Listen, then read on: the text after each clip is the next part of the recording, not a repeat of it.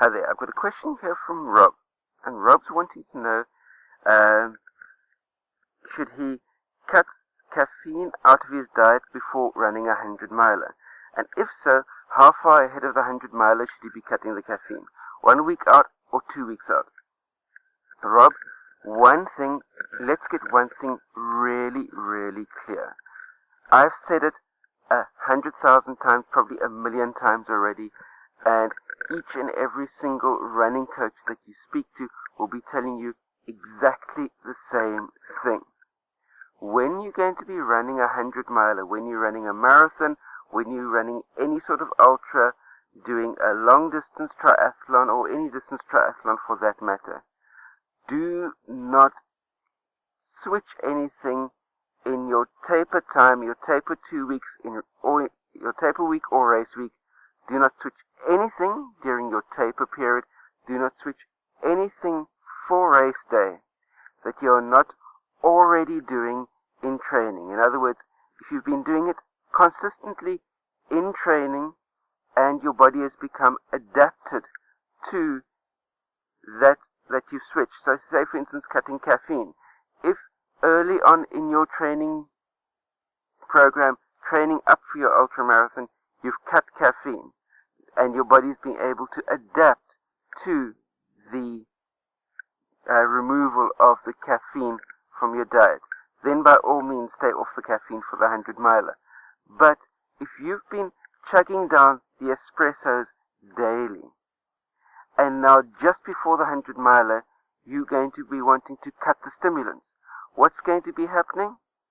The simple answer to that question, Rob, is you're going to be going into caffeine withdrawal. And the caffeine withdrawal lasts a period of time. Even though you might be through the initial caffeine withdrawal, is the period that you've been going through withdrawal will knock you back in terms of performance as well. And if you're knocking yourself back in terms of performance drastically like that during your taper week, during race week, you're going to be damaging your performance in the 100-miler. That being said, I am definitely not an advocate of caffeine and stimulants whatsoever.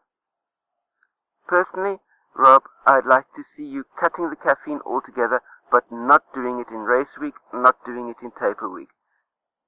Let's get that one thing clear. What I'd like to see you doing is post your 100-miler, and when you're starting your build up towards your next 100-miler, cut the stimulants out altogether.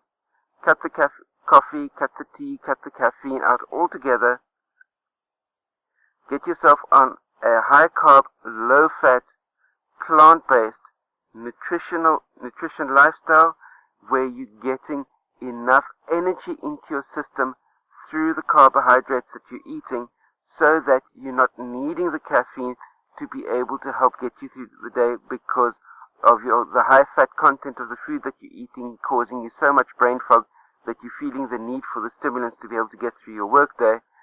So high carb, low fat, low protein,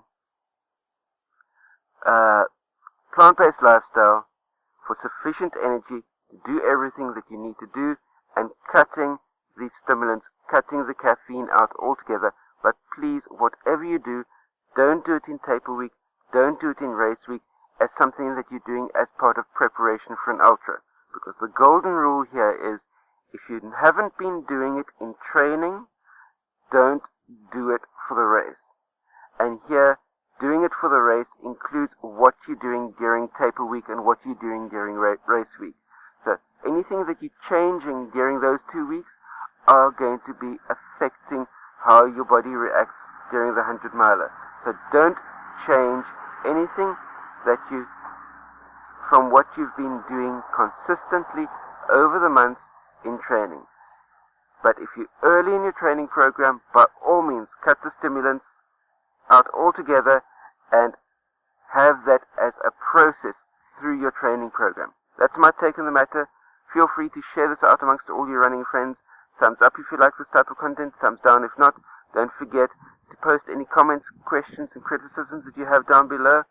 And last but by no means least, it's a big red subscribe button down there. hit that subscribe button.